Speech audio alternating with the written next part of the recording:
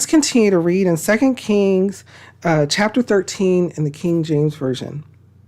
In the 23rd year of Joash, the son of Ahaziah, king of Judah, Jehoahaz, the son of Jehu, began to reign over Israel and Samaria, and reigned 17 years.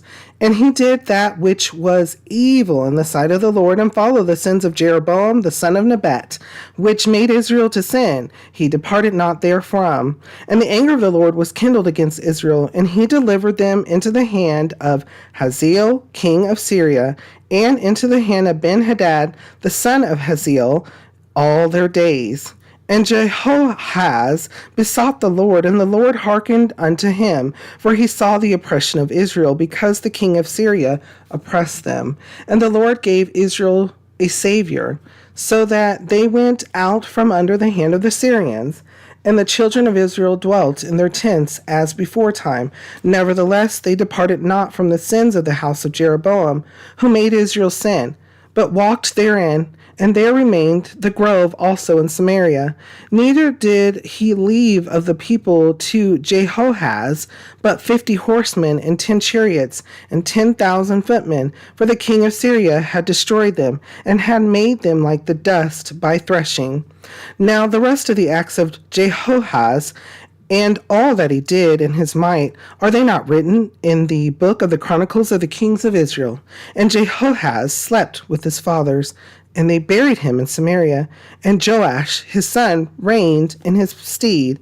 In the 37th year of Joash king of Judah began Jehoash the son of Jehoahaz to reign over Israel in Samaria, and reigned 16 years. And he did that which was evil in the sight of the Lord. He departed not from all the sins of Jeroboam the son of Nebat, who made Israel sin, but he walked therein. And the rest of the acts of Joash, and all that he did in his might, wherewith he fought against Amaziah king of Judah, are they not written in the book of the Chronicles of the Kings of Israel? And Joash slept with his fathers, and Jeroboam sat upon his throne, and Joash was buried in Samaria with the kings of Israel. Now Elisha was fallen sick of his sickness whereof he died. And Joash, the king of Israel, came down unto him, and wept over his face, and said, O my father, the chariot of Israel, and the horsemen thereof. And Elisha said unto him, Take bow and arrows. And he took unto him bow and arrows. And he said to the king of Israel, Put thine hand upon the bow. And he put his hand upon it. And Elisha put his hands upon the king's hands. And he said, Open the window eastward. And he opened it. Then Elisha said, Shoot. And he shot. And he said, The arrow of the Lord's deliverance, and the arrow of deliverance from Syria. For thou shalt smite the Syrians in Aphek, till thou have consumed them. And he said, Take the arrows. And he took them. And he said unto the king of Israel, Smite upon the ground. And he smote thrice, and stayed. And the man of God was wroth with him, and said, Thou shouldest have smitten 5 or 6 times, then hadst thou smitten Syria till thou hadst consumed it. Whereas now thou shalt smite Syria but thrice. And Elijah died, and they buried him, and the bands of the Moabites invaded the land at the coming in of the year. And it came to pass, as they were burying a man, that behold, they spied a band of men, and they cast the man into the sepulchre of Elisha. And when the man was let down, and touched the bones of Elisha, he revived, and stood up on his feet. But Hazael, king of Syria, oppressed Israel all the days of Jehoahaz. And the Lord was gracious unto them, and had compassion on them, and had respect unto them, because of his covenant with Abraham, Isaac, and Jacob, and would not destroy them, neither cast he them from his presence as yet. So Hazael, king of Syria, died, and Ben-Hadad his son reigned in his stead. And Jehoash, the son of Jehoahaz, took again out of the hand of Ben-Hadad, the son of Hazael, the cities, which he had taken out of the hand of Jehoahaz, his father, by war. 3 times did Joash beat him, and recovered the cities of Israel. Okay, so there was a lot here. Sermon upon sermon. A lot of things went through my head reading this portion, particularly what Elisha was trying to tell him before he was passed away, and also that here's the king of Israel, and he is seeking word from the Lord. He's seeking. So there was some things that went on, and we'll get more when we get to Chronicles, because it'll fill in the blanks as to how, why, because this is one of the kings of Israel, not one of the kings of Judah at this time, but one of the kings of Israel, I believe. And correct me if I'm wrong in the comments. And so what happens is he goes down and tries to, and Joash, verse 14. Now Elisha was fallen sick of his sickness whereof he died. And Joash the king of Israel came down unto him and wept over his face and said, O my father, the chariot of Israel and the horsemen thereof. Okay, so then Elijah gives him a prophecy that they're going to be able to, that the Lord knows that they're having, pain, they're being attacked, and they've been having issues with the king of Syria, but it was because they were not committed to the Lord, but every now and then they cried out, and this was one of those times that they were crying out to the Lord. Here is the king of Israel going to see Elijah, saying, hey, we need the Lord's help. But there's something interesting here.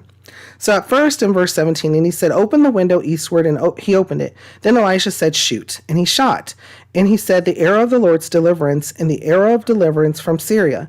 For thou shalt smite the Syrians in Aphek, till thou have consumed them. Then what does he do? He tells them to take the quiver of the bow of arrows and smite it on the ground. And so the king does smite it, but he smites it once, twice, 3 times, and then stops. And Elijah was mad. Verse 19, and the man of God was wroth with him and said, thou shouldest have smitten 5 or 6 times, then hadst thou smitten Syria till thou hadst consumed it, whereas now thou shalt smite Syria but thrice. So instead of fully destroying Syria, they weren't going to destroy Syria. Commitment. When I read this, I think about the king doing something that he was told to do, smiting the ground, but then stopping. Why did he stop?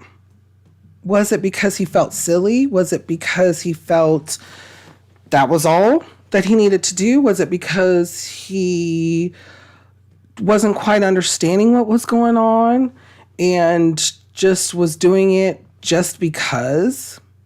Maybe still didn't fully believe or fully have faith. And that showed. It showed through his actions. Because of that, they didn't, Elisha said, you should have kept going at least 5 or 6 times, because then you would have completely destroyed them. But because you did not, now you're only going to do it 3 times. And that bringing past to present. With that, following through completely on something that the Lord has us tasked to do. Sometimes we get in this thing where we need to progress. So we already procrastinate. Witness here. Guilty as charged. We already do things where we make more issues as to completing the task, make excuses, instead of being able to complete the task and move forward. Then the completion happens.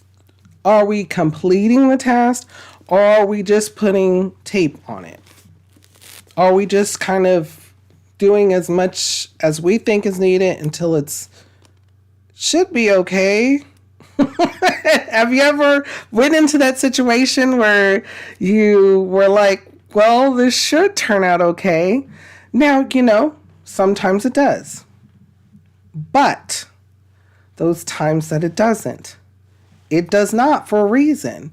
Were we fully committed? Did we fully have faith in the Lord? Had it to do with faith, maybe?